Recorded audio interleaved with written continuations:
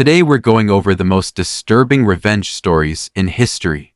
Oda Nobunaga and Sujitani Zenjubo. It's June the 22nd, 1570, and a ninja is lying in the brush above a mountain pass, waiting for his target to arrive. His name is Sujitani Zenjubo, and he'd accepted a mission that few would ever dare. He was tasked with assassinating the most fearsome daimyo in all of Japan. For over 100 years, Japan had been engulfed in total war. Regional warlords had carved up the islands into 68 provinces, and every man who could raise an army was convinced that he would be the one who would one day rule the entire country. Alliances are shattered as quickly as they're made, as every ruler looks for their edge. And from amidst this chaos, a minor warlord named Oda Nobunaga had gone from a complete nobody to the most feared man Japan had ever seen. See, Oda was one of the first samurai to equip his army with the Tanegashima, an early matchlock gun.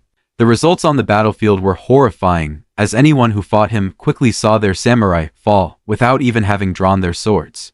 Within the span of just 8 years, Oda had grown so powerful that he's able to place a puppet shogun into power. He was now one step closer to his dream of being the one to unify Japan. But not everyone was happy with this arrangement. On his campaign to install the new shogun, Oda trampled into Omi, the land controlled by the Rakaku clan, and their leader Yoshikata found this super disrespectful. He goes to battle with Oda, but is completely destroyed. To make sure the Rakaku know who's boss, Nobunaga drives Yoshikata from his lands, leaving him with nothing. Disgraced and enraged by the humiliation, the former daimyo dedicates all of his time to coming up with a plan to kill Nobunaga and take his revenge. For years he makes deals with rival clans and searches for the perfect assassin to complete his mission. He finds a master marksman named Sujitani Zenjubo, who is a crack shot. Oda being taken out by the very weapon he used to rise to power would be poetic justice, and so Sujitani is selected to be the one to take the warlord out. After years of careful planning, Yoshikata finally makes his move. En route to begin a new military campaign in Ekizen, Nobunaga is betrayed and nearly killed by his allies, the Azai clan, and the warlord is forced to retreat to his stronghold in Gifu. The Azai clan, who had coordinated with Yoshikata, blocks the preferred path to Gifu and forces Nobunaga and his men to take a treacherous mountain pass. This is where Sujitani had been placed, and soon the assassin sees his target come into view. He watches as the warlord carefully makes his way through the pass, and as he gets closer, the ninja readies his rifle and patiently waits. Nobunaga unknowingly rides towards the man sent to murder him, and when he's within 20 meters, Sujitani pulls the trigger. Gunfire flashes from the brush, and a lead ball screams towards the warlord. He misses and quickly grabs his second prepared rifle. He fires again, and the second shot glances off Oda's armor and knocks him to the ground. The warlord's men turn and see the cloud of smoke and Sujitani running for his life. Nobunaga checks himself, and surprisingly, he's only suffered a scratch. He remounts his horse and returns home to his fortress in Gifu. As he enters his castle, he's pretty pissed off at a couple of things. Most importantly, he wants to destroy the Azai clan for their betrayal, but also he never forgets the gunmen who tried to kill him and decides he too will one day face his final judgment. He hunts down the Azai clan, and like a dog, he forces them into battle again and again for 3 years until they are wiped from history. The clan leaders are forced to commit seppuku, and some sources say that Nobunaga collects their heads and has their skulls lacquered and made into drinking cups. Around the same time, one of Nobunaga's lords finally finds and captures Sujitani Zenjubo, who had been hiding in a Buddhist monastery. Sujitani is brought before Nobunaga, where he confesses that he was hired by Yoshikata and the Rakaku clan. Having just done the pretty impressive skull-to-cups trick with the Azai clan, Nobunaga takes some time to think of a punishment that would be equally satisfying for his would-be assassin. And he comes up with probably one of the most insane execution methods I've ever heard of. Sujitani is led out to the main road, and he watches as Nobunaga's men dig a large hole. They place him into the hole and bury him up to his neck. The ground is packed down around him, so he's unable to escape. He turns his head and sees Nobunaga's men place a blunt bamboo saw next to him, and finally they drive a sign into the ground that invited anyone walking past to pick up the saw and cut into this man's neck. Over the next 3 days, Sujatani's head was slowly sawed off by hundreds of people, each taking their turn as they walked into town. Oh, and just for funsies, 9 years later, Nobunaga's son eventually finds Yoshikata's son hiding in a Buddhist temple.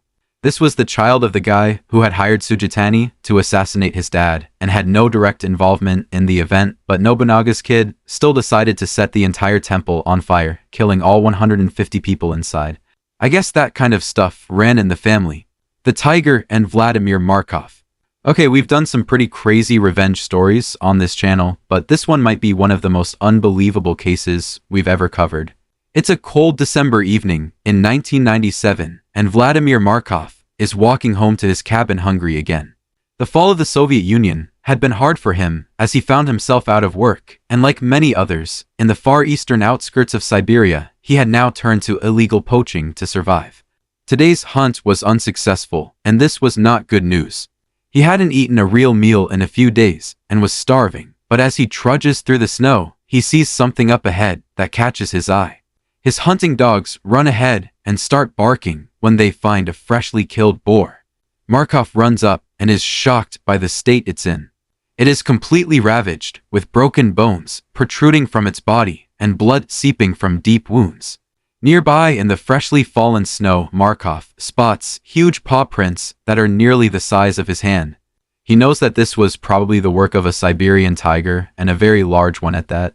He looks around, but there's no sign of the beast. He looks down at the boar carcass, and with his stomach growling, he decides to quarter its hind legs. He can't turn away from a good meal, and he can trade the rest of the meat for essentials at the nearby logging camp. He slings the boar meat over his shoulder and resumes the trek home. But there's a saying in the area, a tiger will see you 100 times before you see him once, and Markov had just unknowingly sealed his fate. Later that night, in his cabin, Markov is cooking a piece of the boar for dinner. The wind is howling outside, and he assumes that's what's knocking over some of the equipment, but the noises become louder and more peculiar. His beehives come crashing down, and his steel pots and pans begin loudly dropping to the ground. His dogs begin barking, and as he listens carefully, he can hear someone or something outside. Markov grabs his gun as the noises outside grow louder and louder. It's now obvious that whatever's outside is huge, and it's slowly circling the poacher's cabin. Markov stares out a tiny hole he had cut to shoot deer that wandered near his home, and as he's straining to see out into the darkness, a giant yellow eye appears right in front of him. Markov thrusts the barrel of his gun through the hole and fires at the beast. The tiger lets out a blood-curdling roar and thrashes into the brush. Markov had found what had killed the boar he'd taken, or more accurately, it had found him. Vladimir spends the next day in his cabin, too afraid to leave, but he eventually runs out of food and is forced to leave his shelter. He opens the door carefully, and with the coast appearing to be clear, he rushes to a friend's house a few miles away. When he gets there, he barges into the house and begins smoking a cigarette to calm his nerves. He tells his friend what had happened the other night, and upon hearing the story, Markov's friend tells him that it sounds like this tiger is out for his head and to leave so it doesn't show up here. Markov visits another friend and tells him the story of the tiger and asks him to help him go out and kill it. But this friend refuses and instead offers Markov a place to stay for the night. The poacher declines the offer and tries the nearby logging camp, but the men there also refuse. With no help, Markov slowly begins his walk home in the darkness of night. He arrives back at the cabin and sees that it had been ravaged. His outhouse was destroyed, and his shed, storing the boar leg, was ripped open. He raises his shotgun and slowly walks towards his front door. As he draws closer, he finally sees what had caused all the destruction. Waiting for him was a giant male Siberian tiger.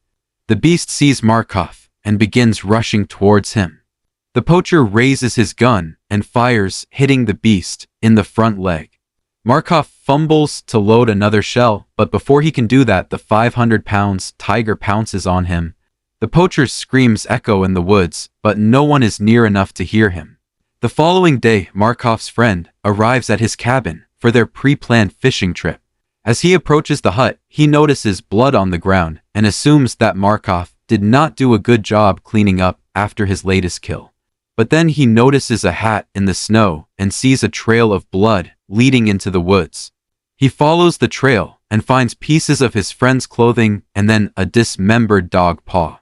Suddenly he hears a sound up ahead, a low growl, and he runs back to Markov's cabin. He travels down to the logging camp to call the authorities, who arrive the following day. A team from Inspection Tiger, led by a man named Trush, arrives and finds what appears to be a pile of laundry. Until closer inspection, this pile was the remains of Markov. His boots were found with bones protruding from them. Nearby, his frozen headless body was found eviscerated with one of his arms missing, and a few steps away, they find the remains of Markov's head, whose face had been eaten clean off. Trush and his team inspect Markov's cabin and find everything that would have had Markov's scent on it torn to pieces. The boar leg that was hanging outside was also missing. Trush finds a patch of melted snow and droppings near the cabin and concludes that the tiger had returned and waited for Markov for 2 days. Trush is shocked by the findings. He knows that tigers can be dangerous, but most often will only attack in self-defense. This one, however, seemed to ignore all the other humans in the area and was particularly interested in only killing Markov. In the following days, the tiger stalks another man to his home and kills and eats him in a similarly brutal fashion. Trush and his team are sent out to take the animal down. They eventually find the tiger, and when it's cornered, it attacks and nearly kills Trush before his men shoot it dead. Upon inspection of the tiger's body, they find that its front leg had been severely injured by Markov's shot and had become infected. This injury probably prevented it from hunting its normal prey, forcing it to kill its second victim. But even with that discovery, the evidence at Markov's cabin was overwhelmingly clear, and Trush's official report stated that the tiger had hunted and killed Markov for revenge for stealing his meal. Charles II and Oliver Cromwell. It's September the 6th, 1651, and the 21-year-old Charles II is hiding in the branches of an oak tree in the English countryside. He stares through the leaves as parliamentary soldiers search the area for him. He knows that they're all hoping to be the man who captures the former Crown Prince of England. 3 days ago, in an attempt to retake his father's throne, Charles had led a group of loyalists and allied Scottish soldiers into battle at Worcester. The Parliament's new model army, led by a 42-year-old former farmer named Oliver Cromwell, vastly outnumbered them, and in the span of just 10 hours, 3,000 of his men were killed, and another 10,000 were captured. As he desperately clings to a branch, he can't help but think that this was not how his life was supposed to turn out, and it was all Cromwell's fault. See, 10 years earlier, his father Charles I, the King of England, had stormed into Parliament, looking to arrest 5 of its members. By this time, Protestantism had swept through the kingdom, and with it the idea that the king had the divine right to rule had been shattered amongst the increasingly Protestant Parliament. The MPs had limited the king's power, taking away his rights to tax people without their permission and the right to arrest anyone he wanted to. What good is being a king if you can't do whatever you want? After years of denying his request to increase taxes, Charles I had had enough and was looking to remind everyone who the real king was. But the men he was looking for that day were all tipped off and were not there, and instead of solving the problem, this act of storming into Parliament kicks off the English Civil War. Without nobles with military experience, Parliament promotes its members to leadership positions in their army, and one of them, an MP from Cambridgeshire named Oliver Cromwell, turns out to be an absolute military genius. Driven by a fanatical Puritan faith and convinced he is an instrument of God's will on earth, Cromwell builds a cavalry regiment that tears through the royalist army. By 1646, King Charles I was defeated and ended up a political prisoner of the Scots. While in captivity, Charles secretly makes a deal with the Scots and convinces them to attack England and help him regain his throne. This attempt is again crushed by Cromwell, who then warns Parliament that the king cannot be trusted and that he must be dealt with once and for all. And so on January the 30th, 1649, Charles I is led outside the banqueting house in London and publicly beheaded in front of a crowd. Charles II got news of his father's execution, and with his future hanging by a thread, he had scrambled to build an army to reclaim his throne. But his defeat at Worcester at the hands of Cromwell was decisive and had ended all hopes of continuing his family's royal legacy. Night falls and Charles II watches as the last of the soldiers leave the area. He climbs down and under the cover of night makes a break for it. The former crown prince has a bounty placed on his head, and he's hunted across England for 6 weeks. He cuts his hair and dirties his face to hide amongst the commoners, until finally he manages to escape to France with just a few of his most loyal men. For the next 9 years, he lives on the run in France and Belgium as Cromwell, and the Parliament try to extradite him back to England. He's broke, and his few men, who remain loyal, often go without food or pay. During his exile, Charles gets updates on the state of his homeland. Cromwell was installed as Lord Protector, a position initially designed to function like a modern-day prime minister of a representative government, but things don't turn out like everyone hoped. Cromwell soon becomes a tyrant and leads a genocidal campaign in Ireland that causes mass famine and wipes out somewhere between 20 to 40% of the Irish population. He goes on to silence the Levellers, a group of MPs who were pushing for equal rights and freedoms for all free men, by killing everyone who opposed him in a churchyard, and soon he dissolves Parliament, making himself the supreme ruler of the land. Just like Charles had done, he institutes a form of martial law throughout the Commonwealth, and he even cancels Christmas. In every way except the title, which he politely refused, Cromwell had become King of England, and he rules as Lord Protector until his death in 1658. His son Richard is made his successor, but Richard Cromwell wasn't like his father. He was a simpler man who loved hunting and being outdoors. He had no desire to deal with all the BS it takes to run a country, and so he's forced to resign as Lord Protector within a year, and England falls into chaos. The experimental republic had failed, and so in May 1660 Parliament essentially admits it messed up and invites Charles II home to reclaim the throne. On May the 29th, 1660, his 30th birthday, the former crown prince rides into London, and the city erupts into celebration. Bells ring from every church tower, and crowds pack the streets to welcome home their king. Charles II is crowned, and he turns out to be everything England needs. He's charming and genuinely loved by the people, in a way his father never was. He makes England fun again, bringing back the arts and theater, and he even uncancels Christmas. He gains the nickname the Merry Monarch, and in a gracious act, he issues a sweeping general pardon for nearly everyone involved in the English civil wars. But the key word here is nearly everyone. See, there was a small handful of people that Charles could simply not forgive, the men who had sentenced his father to death and ruined his life for a decade, and there was one man he hated more than all the rest, the former Lord Protector Oliver Cromwell. But there was just one problem. By this time, Cromwell had been dead for years. He'd passed away peacefully and got away with everything scot-free. This was something Charles could simply not accept. He would have no peace until Cromwell had faced justice. And so on January the 30th, 1661, the 12th anniversary of his father's execution, Charles II has the body of Oliver Cromwell exhumed from Westminster Abbey. The dried-up corpse of the former Lord Protector, along with 2 of his co-conspirators, who by the way, had also died a long time ago, and were also corpses, were brought to Tyburn and hanged in public. Throughout the day, onlookers from across London traveled to see the dead body of Cromwell, hanging, finally receiving his punishment. As evening drew near, the executioner lowered the bodies and sloppily chopped off their heads. Cromwell's head is then shoved onto a 20-foot pole and carried through town to Westminster Hall, where it's mounted above its entrance as a warning to all of what will happen to anyone who kills their king. Now that is some pretty extreme revenge as it is, but what happens after that to Oliver Cromwell's head is probably one of the weirdest stories in history. See, when Charles II dies, and his brother James II takes over as king, Cromwell's head is still chilling up there 24 years later. But one night, a big storm snaps the spike, and the head falls off the roof and lands in the street. A security guard finds it rolling around, and for some reason, he takes it home. When officials realize Cromwell's head is missing, notices are put out for its return, but not wanting to incriminate himself as the person who stole it, the guard never returns it. The head goes missing for decades until one day, it shows up in a museum of oddities in the early 1700s, where it's displayed as Oliver Cromwell's head.